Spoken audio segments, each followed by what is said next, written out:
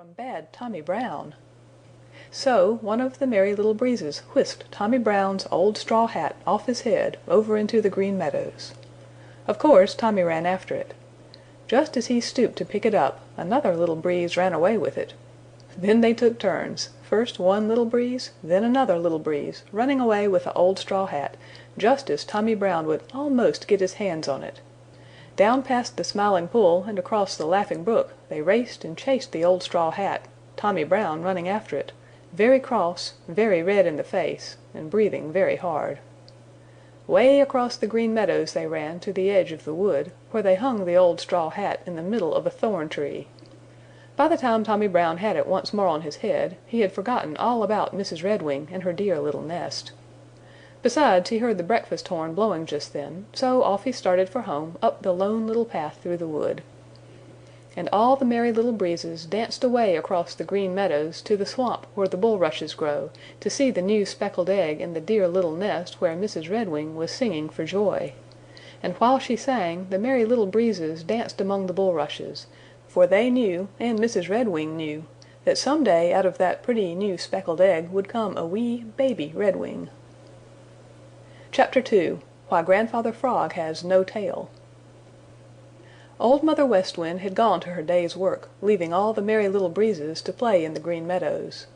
They had played tag and run races with the bees and played hide and seek with the sunbeams, and now they had gathered around the Smiling Pool where on a green lily pad sat Grandfather Frog. Grandfather Frog was old, very old indeed, and very, very wise. He wore a green coat and his voice was very deep. When Grandfather Frog spoke everybody listened very respectfully.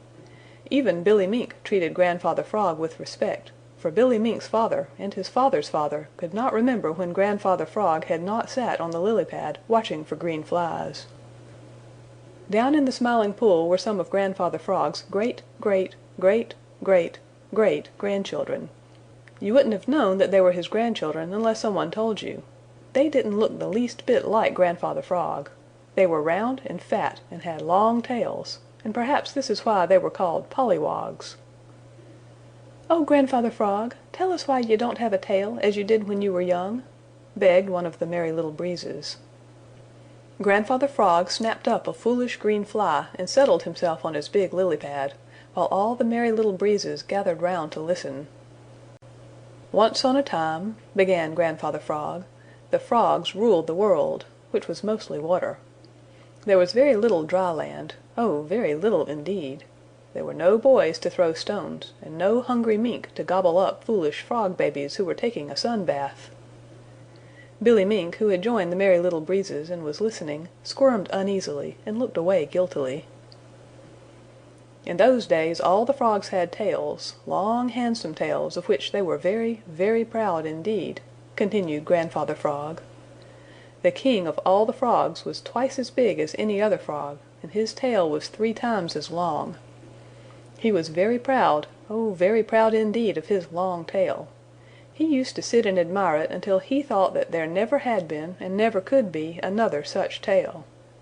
He used to wave it back and forth in the water, and every time he waved it all the other frogs would cry 'Ah!' and 'Oh!' Every day the king grew more vain. He did nothing at all but eat and sleep and admire his tail. Now all the other frogs did just as the king did, so pretty soon none of the frogs were doing anything but sitting about eating, sleeping, and admiring their own tails and the king's. Now you all know that people who do nothing worth while in this world are of no use, and there is little room for them.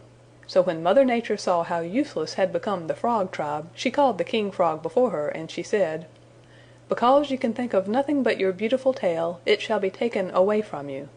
Because you do nothing but eat and sleep, your mouth shall become wide like a door, and your eyes shall start forth from your head. You shall become bow-legged and ugly to look at, and all the world shall laugh at you.' The King Frog looked at his beautiful tail, and already it seemed to have grown shorter. He looked again, and it was shorter still. Every time he looked his tail had grown shorter and smaller. By and by when he looked there was nothing left but a little stub which he couldn't even wriggle. Then even that disappeared, his eyes popped out of his head, and his mouth grew bigger and bigger.